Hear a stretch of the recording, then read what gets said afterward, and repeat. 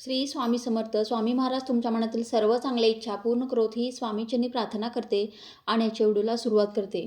तर पहा, उद्या गुरुवारी आहे कार्तिक महिन्यातील संकष्टी चतुर्थी.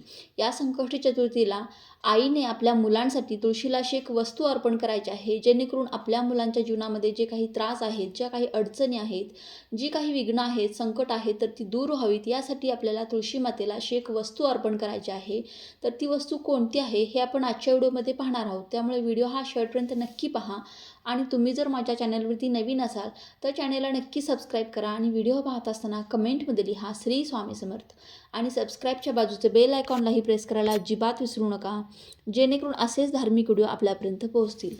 तर संकष्टी चतुर्थीला आपण जे काही उपाय किंवा सेवा करत असतो, जेणेकरून आपल्या जीवनातील जी काही संकट आहेत, विघ्न आहेत, तर ती दूर व्हावीत यासाठी आपण हे संकष्टी चतुर्थीचं व्रत देखील करत असतो. त्याचबरोबर काही सेवा आणि उपायसुद्धा करत असतो.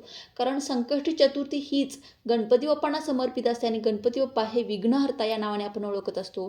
संकटमोचन या नावाने आपण ओळखतो. बुद्धीची देवता या नावाने आपण ओळखतो. अशा वेगवेगळ्या नावाने आपण गणपती बाप्पांना ओळखत असतो. प्रथम पूजनीय देवता म्हणून आपण ह्या देवतांना ओळखत असतो. कारण कोणत्याही शुभ आणि मंगल कार्याची सुरुवात आणि आपल्या कोणत्याही पूजेची सुरुवातसुद्धा या गणपती बाप्पांच्या पूजनाशिवाय होतच नाही, ती संपन्न होत नसते. त्यामुळे गणपती बाप्पांच्या ज्या काही सेवा उपाय आपण करत राहिले तर आपल्या जीवनामध्ये कोणत्याही प्रकारची संकट येत नाहीत, विघ्न येत नाहीत. त्याचबरोबर आपल्या मुलांच्या जीवनातील सुद्धा कोणत्याही प्रकारची संकट, अडचणी, त्रास आपल्या मुलांना होत नाही. यासाठी हे संकष्टी चतुर्थीचं व्रत करणं अत्यंत आवश्यक असतं. जर तुमची मुलं बऱ्यापैकी मोठी असतील तर तुम्ही हे संकष्टी चतुर्थीचं व्रत तुमच्या मुलांना देखील करायला लावणं अत्यंत आवश्यक आहे, जेणेकरून गणपती बाप्पांच्या वरची त्यांची श्रद्धासुद्धा वाढते. त्याचबरोबर त्यांच्या जीवनामध्ये कोणतेही त्रास, अडचणीसुद्धा येत नाहीत. हे व्रत यासाठी केलं जातं की आपल्या मनातील इच्छापूर्तीसाठी, मनोवांछित फळप्राप्तीसाठी आपल्याला हे संकष्टी चतुर्थीचं व्रत करायचं असतं. आपल्या जीवनामध्ये जी काही विघ्न आहेत तर ती दूर करण्यासाठी हे संकष्टी चतुर्थीचं व्रत करणं अत्यंत आवश्यक आहे. त्यामुळे तुमची मुलं बऱ्यापैकी मोठी असतील तर त्यांना हे व्रत करायला लावणं अत्यंत गरजेचं आहे. आता तुमची मुलं लहान असतील तर त्यासाठी प्रत्येक आईने आपल्या मुलांसाठी संकष्टी चतुर्थीचं व्रत करावं. त्याचबरोबर काही सेवा उपायसुद्धा या संकष्टी चतुर्थीला करणं अत्यंत गरजेचं आहे. पहा, आपली मुलं जर लहान असतील, किरकिर करत असतील, रडत असतील किंवा काही नजरबाधा होत असतील, या सतत आजारी पडत असेल, एक ना अनेक समस्या जर आपल्या मुलांच्या जीवनामध्ये असतील तर आपल्या घरातील आईवडिलांना कोणत्याच प्रकारचं सुख हे मिळत नसतं. त्याचबरोबर त्यांच्या आजाराच्या बाबतीत सुद्धा सतत चिंता ज्या आहेत तर त्या सतावत असतात. यासाठी आणि मोठी मुलं असतील, शिक्षण वगैरे असेल, त्यांचं स्पर्धा परीक्षेची तयारी करत असतील किंवा शाळेत जाणारी मुलं असतील, अभ्यास करत नसतील, तर त्यासाठी सुद्धा आपल्याला प्रत्येक आईने आपल्या मुलांसाठी हे उपाय आणि व्रत करणं अत्यंत आवश्यक आहे. आणि त्यामुळे आपल्या जीवनातील आणि आपल्या मुलांच्या जीवनातील सर्व अडचणी दूर होतात, सर्व विघ्न दूर होत असतात आणि गणपती बाप्पा हे आपल्यावरती प्रसन्न होत असतात. आणि त्यामुळेच आपल्याला आपल्या मुलांच्या बुद्धिमत्तेमध्ये, शिक्षणामध्ये, नोकरीमध्ये प्रगती होत असते. तर त्यासाठी आपल्याला हे संकष्टी चतुर्थीचं व्रत करणं आवश्यक आहे. आता गणपती बाप्पांच्या संकष्टी चतुर्थी दिवशी तुम्हाला काय करायचं आहे पहा. सकाळी लवकर उठून स्नान वगैरे झाल्यानंतर, तुमची देवपूजा झाल्यानंतर आपल्याला गणपती बाप्पांची संकष्टी चतुर्थीच्या दिवशी अगदी विधिवत पूजा करायची असते. ही पूजा तुम्हाला गणपती बाप्पांच्या वरती अभिषेक करून करायचा आहे. हा पंचामृताने अभिषेक करू शकता. गाईच्या दुधामध्ये केशरयुक्त मिक्स करून तुम्हाला गाईच्या दुधाने अभिषेक करायचा आहे. त्यानंतर तुम्हाला स्वच्छ पाण्याने अभिषेक करायचा आहे. अशा पद्धतीने तुम्ही अभिषेक करू शकता. किंवा मग तुम्ही साखरेचा, मधाचा, तुपाचा अशा वेगवेगळ्या पदार्थांचा, पंचामृतामध्ये जे पदार्थ वापरले जातात असे वेगवेगळे पदार्थ वापरून तुम्ही गणपती बाप्पांवरती अभिषेक करू शकता आणि परत स्वच्छ पाण्याने अभिषेक करायचा आहे. यामुळे गणपती बाप्पा आपल्यावरती खूप लवकर प्रसन्न होत असतात. तुम्ही करून पहा अशी विधिवत पूजा, तुम्हाला नक्की याचे अनुभव येतील. तर आणि हे जे अभिषेक केलेलं पाणी आहे तर ते आपल्या मुलांना आवर्जून प्यायला द्या. कारण मुलांच्या बुद्धिमत्तेमध्ये आणि चमत्कारिकरित्या वाढ होत असते. तुम्ही करून पहा. खूप चांगले बदल आपल्या मुलांच्या बुद्धिमत्तेमध्ये होतात आणि मुलांची आपल्या प्रगतीसुद्धा होत असते. त्यामुळे हे पाणी फेकून न देता आपल्या मुलांना प्यायला द्या. आपण स्वतः तीर्थ म्हणून प्राशन करा. खूप चांगले बदल आपल्या घरामध्ये होतात. आपल्या मुलांच्या बुद्धिमत्तेमध्ये वाढ होते. आता त्यानंतर गणपती बाप्पांचा आवडता नैवेद्य गुळ खोबऱ्याचा तुम्ही दाखवू शकता. मोदकाचा, लाडूचा नैवेद्य तुम्हाला दाखवायचा आहे.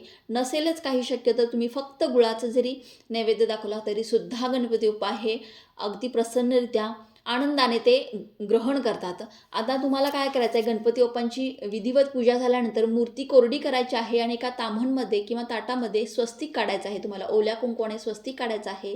त्या स्वस्तिकला तुम्हाला हळदी कुंकू व्हायचं आहे आणि त्यावरती थोड्याशा अक्षता ठेवून ही गणपती बाप्पांची मूर्ती त्या ठिकाणी स्थापित करायची आहे त्या अक्षदावरती. आणि परत गणपती बाप्पांना तुम्हाला गंध, फुलं, अक्षदा व्हायच्या आहेत आणि धूप, दीप, अगरबत्ती लावून ओवाळायचं आहे आणि गणपती बाप्पांना एक जास्वंदाचं फूल अर्पण करायचं आहे, 21 दुर्वा अर्पण करायच्या आहेत.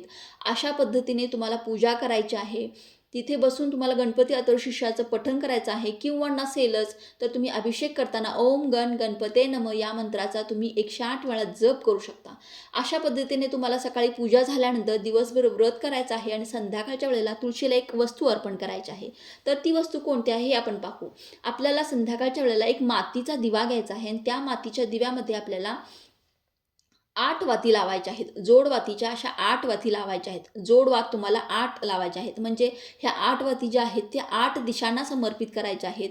म्हणजे पूर्व, पश्चिम, दक्षिण, उत्तर आणि जे काही ईशान्य, वायव्य, आग्नेय हे जे काही आपले दिशा आहेत त्या उपदिशा सुद्धा आहेत. तर ह्या सर्व दिशांना म्हणजे ह्या 8 दिशांना तुम्हाला ह्या 8 वाती लावायच्या आहेत आणि एक जी वात आहे तर ती फुलवात बनवायची आहे आणि ती वरती ब्रह्मांडासाठी आपल्याला ही अर्पित करायची आहे.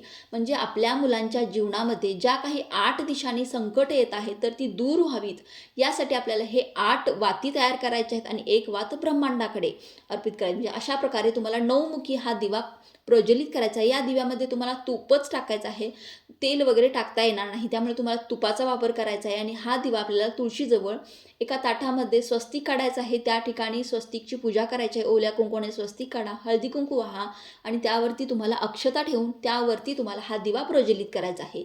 त्यानंतर तुळशी मातेला तुम्हाला हा दिवा तुम्ही अर्पण केलेला आहे. तुळशी मातेला तुम्हाला 11 प्रदक्षिणा मारायच्या आहेत आणि ओम गण गणपते नमः या मंत्राचा तुम्हाला जप करू शकता किंवा ओम श्रीम विघ्नहर्ताय नमः या मंत्राचा तुम्ही जप करू शकता किंवा ओम नमो भगवते वासुदेवाय नमः यापैकी कोणत्याही एका मंत्राचा जप करायचा आहे आणि तुम्हाला 11 प्रदक्षिणा मारायच्या आहेत. त्यानंतर तुम्हाला तुळशी मातेसमोर बसायचं आहे, मांडी घालून आसन टाकून बसायचं आहे आणि तुम्हाला गणपती स्तोत्राचं एक वेळेस पठण करायचं आहे. त्याचबरोबर गणपती अथर्वशीर्षाचं सुद्धा एक वेळेस पठण करायचं आहे आणि तुळशी मातेला तुम्हाला प्रार्थना करायची आहे की माझ्या मुलांच्या जीवनातील जे काही त्रास आहेत, जे काही अडचणी आहेत, जे काही दुःख आहे तर ते माझ्या मुलांच्या जीवनातील दूर होऊ देत. अशा पद्धतीने तुम्हाला तुळशी मातेला प्रार्थना करायची आहे. गणपती बाप्पांचं स्मरण करायचं आहे, गणपती बाप्पांना प्रार्थना करायची आहे आणि माझ्या मुलांची त्यांच्या जीवनामध्ये प्रगती होऊ दे, त्यांच्या नोकरीमध्ये प्रगती होऊ दे, शिक्षणामध्ये प्रगती होऊ दे, अशा पद्धतीने तुम्हाला प्रार्थना करायची आहे. बस इतकासाच उपाय करायचा आहे आणि या दिव्यासाठी तुम्हाला मातीचाच दिवा वापरायचा आहे. अन्य कोणत्याही धातूचा दिवा तुम्हाला वापरता येणार नाही. त्यासाठी मातीचा दिवा वापरायचा आहे कारण मातीच्या दिव्याचं महत्त्व तुम्हाला माहितीच आहे.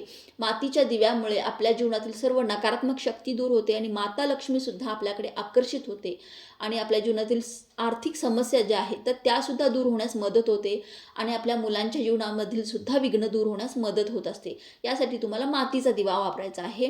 अशा पद्धतीने तुम्हाला अतिशय साध्या सोप्या पद्धतीने उपाय करायचा आहे. करून पहा, खूप चांगला अनुभव येईल तुम्हाला. नक्की आवर्जून करून पहा. तर चला, झालेली ही सेवा स्वामींच्या चरणी अर्पण करते. व्हिडिओ आवडला असेल तर लाईक, शेअर, सबस्क्राईब करा. श्री स्वामी समर्थ.